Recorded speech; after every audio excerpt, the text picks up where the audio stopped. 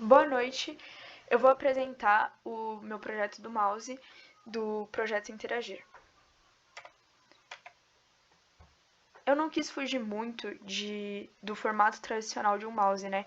Então eu optei por alguma coisa que trouxesse textura, né, ao você encostar a mão, que não fosse tão desconfortável, mas que fosse algo diferente.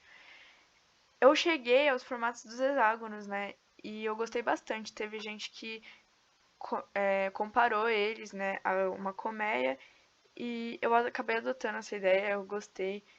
Então, a partir desse momento que eu defini que eu queria uns hexágonos, eu já parti para minha ideia, né? Porque eu já sabia o que eu queria. Então, eu fui pro meu porcótipo, né? Que é esse aí na primeira imagem, né?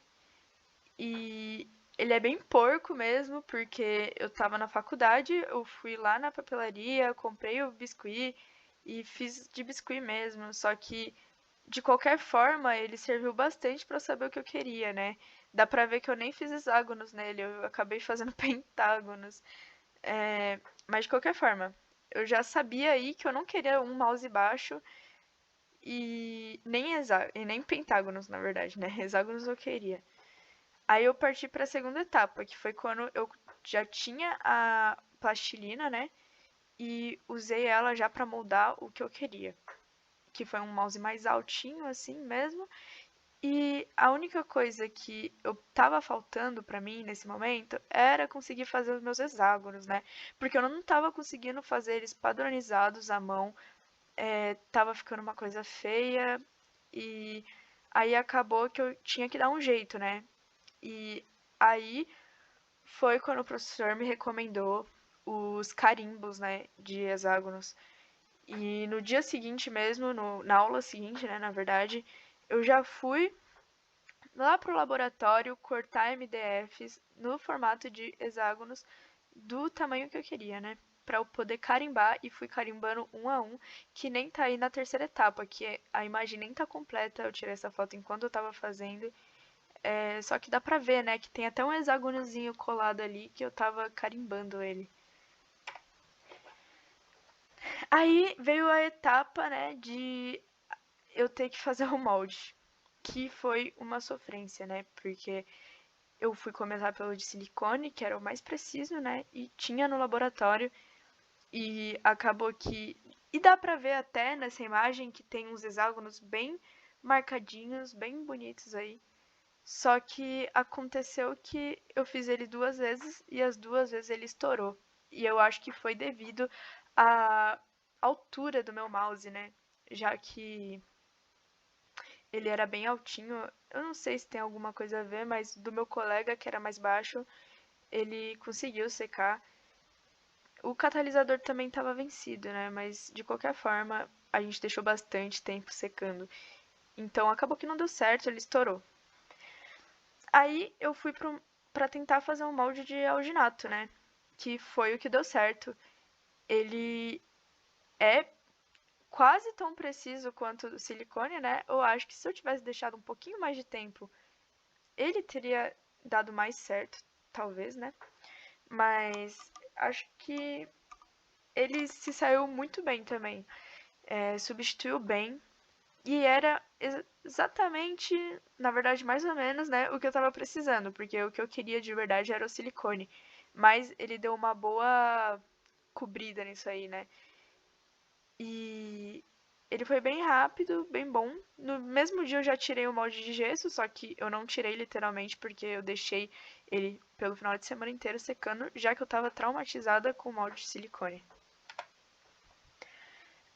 Esse aí foi o modelo de gesso que saiu do meu alginato, né? Esse da primeira imagem, dá pra ver que ele ficou bem puxadinho o gesso, né? Porque o alginato ele é úmido e ele meio que não deixou o gesso secar direito, né? Além de que o meu molde também, o meu molde não, o meu gesso, ele era de secagem rápida.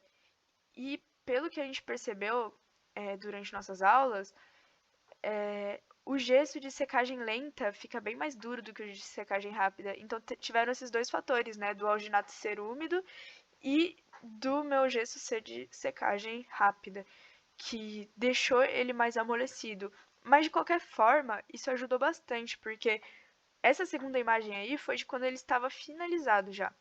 Eu consegui marcar os hexágonos bem melhor, porque ele estava bem fácil de esculpir, né? Os meus hexágonos nele, já que ele estava mais amolecido. E depois que ele. Essa foto, segunda foto aí, foi depois que ele secou completamente e eu lixei ele também, né?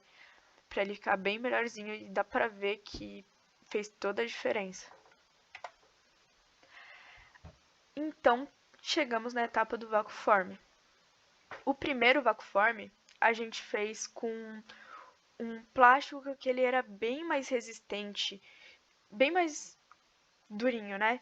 E ele era muito bom, de fato ele era muito bom.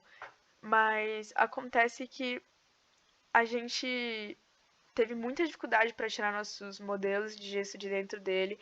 Tiveram protótipos que quebraram, né? Mas ele era muito bom, ele marcou muito bem meus hexágonos.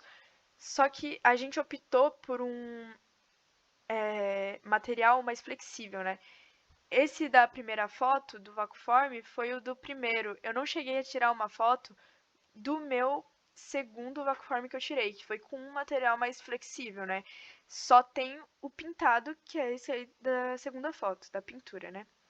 Mas a pintura eu acabei fazendo com uma tinta de automotivos, né?